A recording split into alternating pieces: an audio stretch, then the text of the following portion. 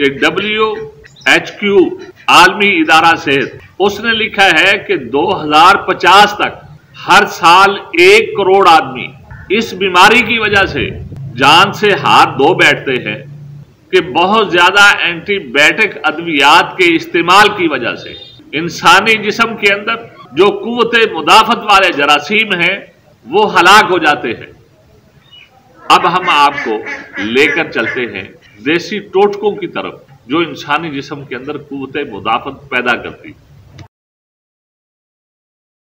आज हमारी वीडियो का जो मौजू है वो है कि इंसान दवाइयां खाता है लेकिन इंसान को वो दवाई असर नहीं करती। ये क्यों है, इसकी वजूहात क्या है? नाजरीन, इस पर आलमी इदारा सेहत ने भी लिखा है कि ये जो बीमारी इंसानी जिस्म में आई है और ये इतनी आई है कि WHO आलमी इदारा सेहत उसने लिखा है कि 2050 तक हर साल 1 करोड़ आदमी इस बीमारी की वजह से जान से हाथ धो बैठते हैं कि इंसान अपनी बीमारी के मुताबिक दवाइयां खाता है लेकिन असर नहीं करती और आखिरकार जो है मौत के मुंह में चला जाता है। तो नाजरीन, इसकी वजूहात में सबसे पहली वजह जिसको आलमी इदारा सेहत ने भी बयान किया है कि बहुत ज्यादा एंटीबायोटिक अद्वियात के इस्तेमाल की वजह से इंसानी जिस्म के अंदर जो कुव्वते मुदाफत वाले जरासीम हैं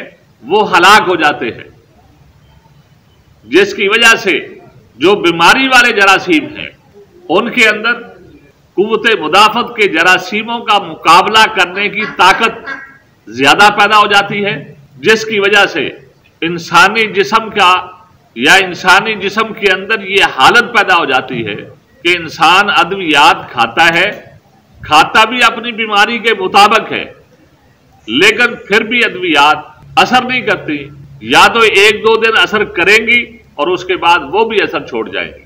तो नाजरीन, ये बात हम तो बड़ी देर से कह रहे हैं कि अंग्रेजी जो इलाज है उसके अंदर जो अद्वियात हैं ये फायदा देने के साथ साथ इंसानी जिस्म का नुकसान भी बहुत ज्यादा करती है, लेकिन जो है हमारी कोई बात मानता नहीं है क्योंकि अंग्रेजी इलाज के पीछे पूरी मशीनरी है और हिकमत और तिब के पीछे कोई भी नहीं है। जो चीज आज आलमी इदारा सेहत बयान कर रहा है हम शुरू से ये बात बयान कर रहे हैं।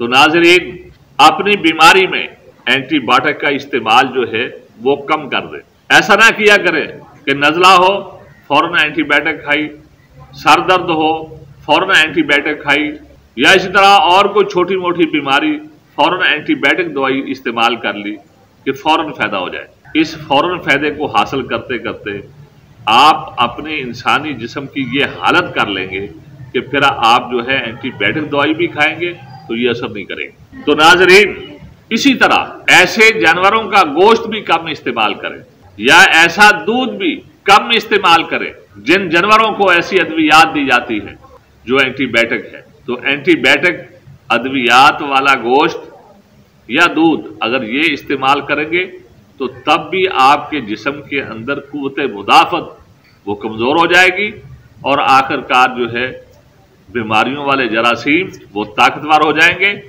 और आपकी अद्वियात जो है वो भी उस पर जो है कारआमद नहीं होंगे। इसलिए इस बात का भी ख्याल रखें। इसी तरह तीसरी बात, सफाई, आलूदा पानी, इसका भी ख्याल रखें।